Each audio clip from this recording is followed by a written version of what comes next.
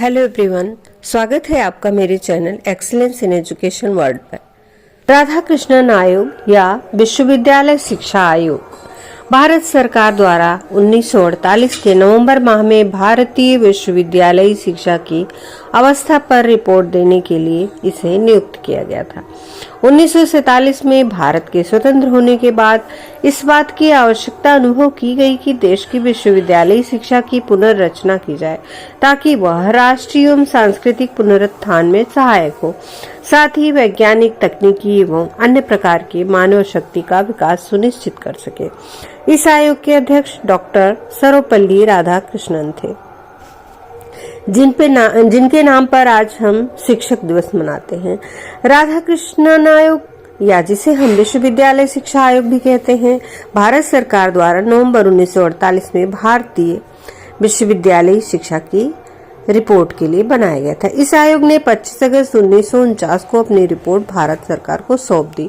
Doctor Radhakrishnan इस आयोग के अध्यक्ष थे, इसलिए इसे राधाकृष्णन आयोग कहा जाता है। यह स्वतंत्र भारत का पहला शिक्षा आयोग था।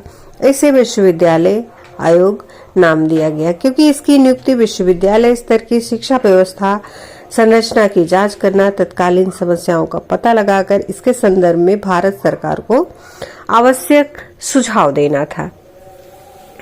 तत्कालीन विश्वविद्यालयों का अध्ययन करना, उनकी समस्याओं का पता लगाना, प्रशासन और वित्त के मामले में सुझाव देना, उच्च शिक्षा के लक्ष्यों को निर्धारित करना, उच्च शिक्षा के विषय में अपनी राय देना, उच्च शिक्षा के शिक्षण स्तर को बढ़ाना, विद्यार्थियों के कल्याण के लिए योजनाएं प्रस्तुत करना, विद्यार्थियों में उपस्थित अनुशासनहीनता का समाधान खोजना, उच्च शिक्षा के शिक्षकों की नियुक्ति, वेतनमान और सेवा शर्तों के विषय में सुझाव देना, विश्वविद्यालय शिक्षा के माध्यम, अवधि और पाठ्यक्रम के विषय में सुझाव प्रस्तुत करना।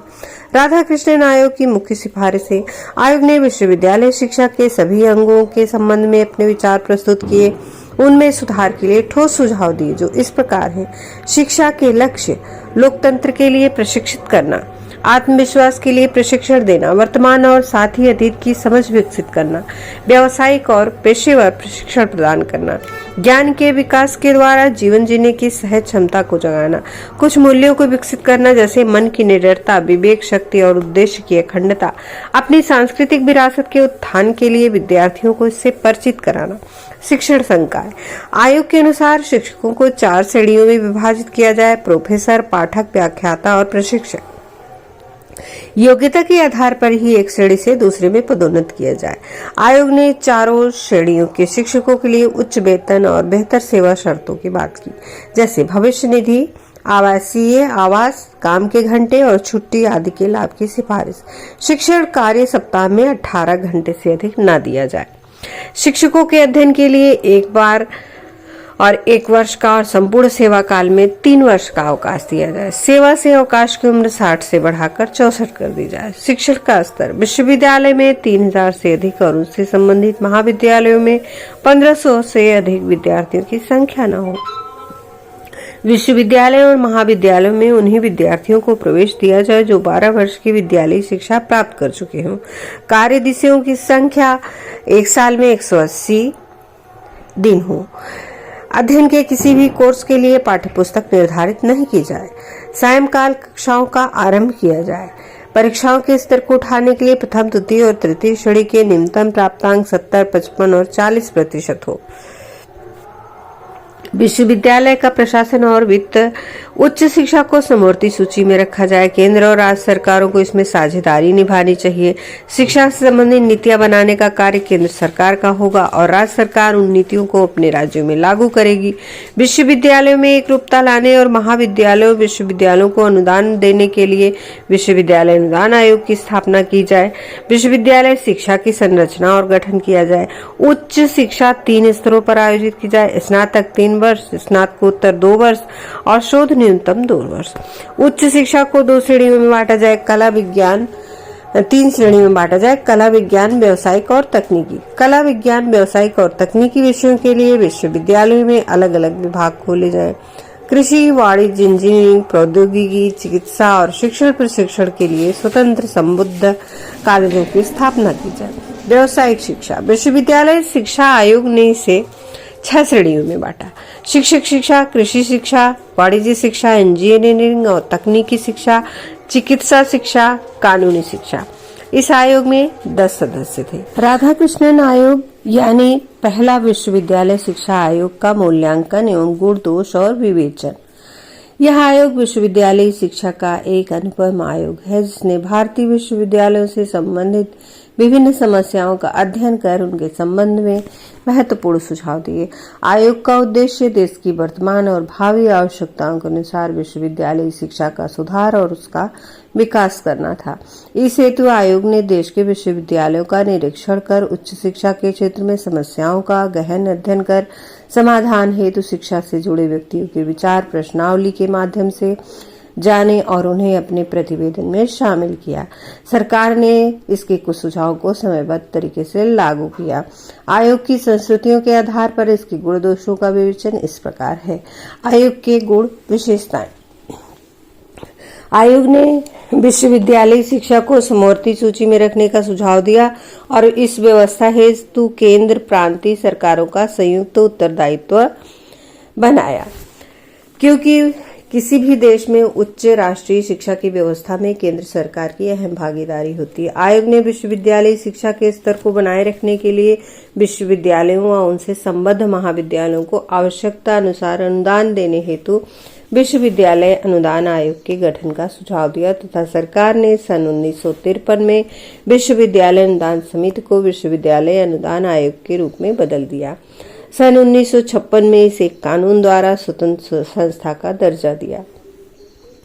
विश्वविद्यालय और उनसे संबद्ध महाविद्यालयों पर अंकुश लगाने हेतु इस आयोग ने विश्वविद्यालयों और उनसे संबद्ध महाविद्यालयों के कार्य दिवस, परीक्षा दिवसों के अतिरिक्त 180 कार्य दिवस निश्चित किए। उनमें प्रवेश के लिए शैक्षिक योग्यता, माध्यमिक उत्तीर्ण और आयु कम से कम 18 वर्ष निश्चित की तथा केवल योग्य छात्रों को ही प्रवेश देने की संस्तुति की। इसके साथ ही किसी संबद्ध महाविद्यालय में अधिक से अधिक 1500 व विश्वविद्यालय में अधिक से अधिक 3000 छात्र संख्या निश्चित थी। यह पहला आयोग था जिसने 3 वर्षीय स्नातक पाठ्यक्रम और स्नातक शिक्षा की अनिवार्यता पर बल दिया। इस स्तर पर किसी भी वर्ग कला, विज्ञान और व्यावसायिक पाठ्यक्रम में सामान्य शिक्षा को अनिवार्य करने का सुझाव दिया, जिसमें सभी प्रकार की शिक्षा में समन्वय स्थापित हो सके तथा समाज में बहुज्ञानी व्यक्तियों का निर्माण हो। इस आयोग ने विश्वविद्यालयों और संबद्ध महाविद्यालयों की दशा सुधारने और उनमें योग्य प्राध्यापकों की नियुक्ति करने, योग्य छात्रों को प्रवेश देने, कार्य दिवस बढ़ाने, ट्यूटोरियल सिस्टम लागू करने के साथ साथ विचार गोष्ठियों के आयोजन का भी सुझाव दिया, जिससे शिक्षण स्तर में सुधार हुआ। उच्च शिक्षा में अध्यापन हेतु योग्य विद्यार्थियों को आकर्षित करने के लिए आयोग ने शिक्षकों को वेतनमान और सेवा शर्तों में सुधार संबंधी सुझाव दिया, जिससे योग्य व्यक्ति इस ओर आकर्षित हो सकते। आयोग ने केवल वरिष्ठता के आधार पर विश्वविद्यालय शिक्षकों को पदोन्नति एवं योग्यता एवं शोध कार्य को महत्व देते हुए वरिष्ठता के साथ साथ योग्यता एवं शोध कार्य के आधार पर देने की संस्तुति की। आयोग ने विश्वविद्यालयों और संबद्ध महाविद्यालयों में विद्यार्थियों के लिए कल्याणकारी योजनाएं बनाई, जैसे छात्रों के कल्याण हेतु छात्र कल्याण बोर्ड का गठन, खेल कूद, शारीरिक शिक्षा की उचित व्यवस्था हेतु शारीरिक शिक्षा निदेशकों की नियुक्ति, छात्रों की समस्याओं के समाधान हेतु छात्र अधिष्ठाताओं की नियुक्ति, छात्रों के लिए उचित दर पर मध्याह्न भोजन की व्यवस्था, उनके आवास हेतु छात्रावासों की व्यवस्था का सुझाव दिया। इस आयोग ने विभिन्न प्रकार की व्यावसायिक एवं तकनीकी शिक्षा को उचित दिशा देने के लिए कृषि, वाणिज्य, इंजीनियरिंग, चिकित्सा, विधि, शिक्षक प्रशिक्षण के सुधार हेतु उपयुक्त सुझाव दिए। विश्वविद्यालय परीक्षाओं में सुधार हेतु रचनात्मक सुझाव देने की दिशा में निबंधात्मक परीक्षाओं में सुधार के साथ साथ वस्तुनिष्ठ परीक्षाएं शुरू करने का सुझाव दिया। स्त्री शिक्षा के विकास के साथ साथ सह शिक्षा पर विशेष बल दिया। आयोग के दोष और उसकी सीमाएं। राधाकृष्णन आयोग के कुछ सुझाव तो बड़े ही उपयोगी थे, परंतु कुछ बड़े विरोधाभासी दोषयुक्त थे, जो इस प्रकार थे। आयोग द्वारा निर्धारित शिक्षा के उद्देश्यों में व्यक्ति के शारीरिक, मानसिक, सामाजिक, सांस्कृतिक, चारित्रिक, राजनीतिक, आर्थिक, आध्यात्मिक सभी प्रकार के विकास की प्राप्ति सुनिश्चित की गई है, जो इतनी जटिल व व्यापक है कि ये उद्देश्य यथार्थता से परे आदर्शवाद पर आधारित प्रतीत होते हैं। जिनकी प्राप्ति संदिग्ध लगती है। आयोग ने शिक्षकों के वेतन, कार्य और सेवा दशाओं के संबंध में जो सुझाव एवं संस्तुतियां प्रस्तुत की हैं वे विशेष उपयोगी हैं और महत्वपूर्ण नहीं हैं। इससे शिक्षकों को विशेष लाभ नहीं हुआ है। आयोग ने विश्वविद्यालय शिक्षा के उन्नयन के लिए उपयोगी सुझाव दिए हैं, परंतु उनके क्रियान्वयन में धन की कमी के कारण उनकी उपयोगिता फलीभूत नहीं हो सकी, जिससे विश्वविद्यालय शिक्षा का अभीष्ट उन्नयन नहीं हो सका है।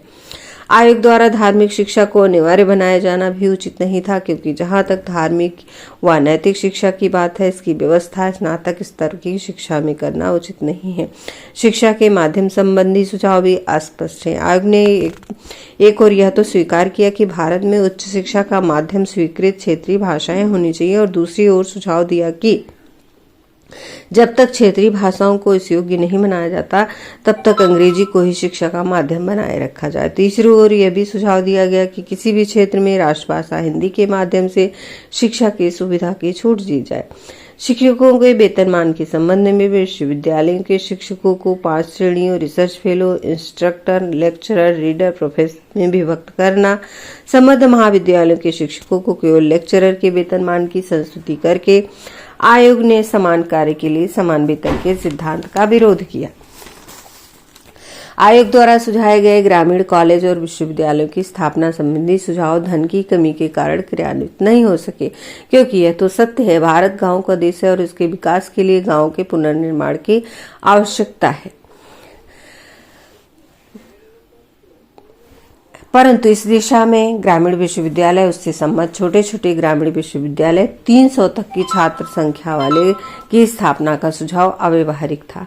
आयोग ने स्त्री शिक्षा संदर्भित संकुचित दृष्टिकोण अपनाते हुए स्त्रियों को सुमाता और सुगृहिणी बनाने की बात की, जबकि आज के प्रजातंत्री युग में स्त्री पुरुष के मध्य शिक्षा के बीच उचित भेदभाव नहीं किया जा सकता।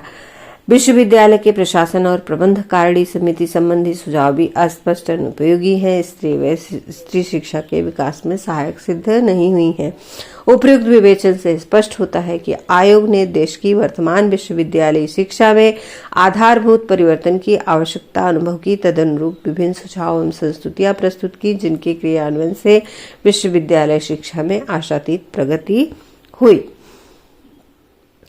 आयोग की संस्तुतियों का अनुकूल प्रभाव पड़ा तथा केंद्रीय व शिक्षा सलाहकार बोर्ड ने इस आयोग की संस्तुतियों पर अप्रैल सन 1950 में विचार किया तथा इसकी अधिकतर संस्तुतियों को स्वीकार कर उस समय इसकी आधारभूत संस्तुति उच्च शिक्षा को समवर्ती सूची में रखने के सुझाव को स्वीकार नहीं किया। इस सुझाव को सरकार ने सन 1976 में संपूर्ण शिक्षा को समवर्ती सूची में शामिल करने के रूप में स्वीकार किया। आयोग की संस्तुतियों के परिणाम स्वरूप निम्नलिखित कार्य अविलंब शुरू किए गए। देश में तीव्र गति से विश्वविद्यालय और कॉलेजों की स्थापना की गई। सरकार ने 1953 में विश्वविद्यालय अनुदान समिति को विश्वविद्यालय अनुदान आयोग में बदल दिया और 1956 में एक कानून द्वारा इसे स्वायत्त संस्था का दर्जा प्रदान किया। सरकार ने 1954 में ग्रामीण उच्च शिक्षा समिति की स्थापना की और इसे ग्रामीण शिक्षा का उत्तरदायित्व सौंपा। स्नातक पाठ्यक्रम को 3 वर्षीय कर दिया गया। 1959 में राष्ट्रीय सेवा योजना तथा 1963 में नेशनल कैडेट कोर की स्थापना की गई, यानी एनसीसी। विभिन्न व्यावसायिक विषयों के लिए पृथक पृथक महाविद्यालयों की स्थापना की गई। विश्वविद्यालयों के प्रशासनिक ढांचे का गठन आयोग के सुझावों के आधार पर किया गया। महाविद्यालयी और विश्वविद्यालयी शिक्षकों के वेतनमानों में वृद्धि की गई तथा उनकी सेवा शर्तों में सुधार किया गया। अनेक प्रकार के छात्र कल्याण कार्यक्रम लागू किए गए। विश्वविद्यालयों में छात्र कल्याण सलाहकार बोर्डों की स्थापना हुई। छात्र अधिष्ठाता और शारीरिक शिक्षा निवेशकों की नियुक्ति हुई।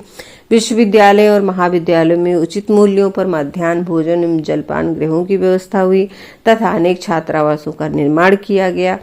भारत सरकार द्वारा उठाए गए यह प्रयास प्रमाणित करते हैं कि राधाकृष्णन कमीशन ने भारतीय उच्च शिक्षा के विकास हेतु उपयोगी सुझाव दिए, किंतु वास्तव में ये सुझाव यहाँ की शिक्षा को सम्मानित स्थान देने में सफल नहीं हुए। इसी कारण आगे चलकर कोठारी कमीशन तथा नई शिक्षा नीति 1986 द्वारा उच्च शिक्षा के क्षेत्र में व्यापक परिवर्तन किए गए। अगर आपने एक्सीलेंस इन एजुकेशन को सब्सक्राइब नहीं किया है तो प्लीज सब्सक्राइब कर लें और साथ ही बेल आइकन प्रेस कर दें, जिससे आने वाले वीडियो की नोटिफिकेशन मिलती रहे। और वीडियो को अंत तक ज़रूर देखें और अपने बहुमूल्य सुझाव कमेंट बॉक्स में भी दें। बेल को ऑल पर जरूर करें। वीडियो को लाइक करें, ज़्यादा से ज़्यादा शेयर करें और अपने बहुमूल्य सुझाव कमेंट बॉक्स में अवश्य दें। धन्यवाद। नमस्कार।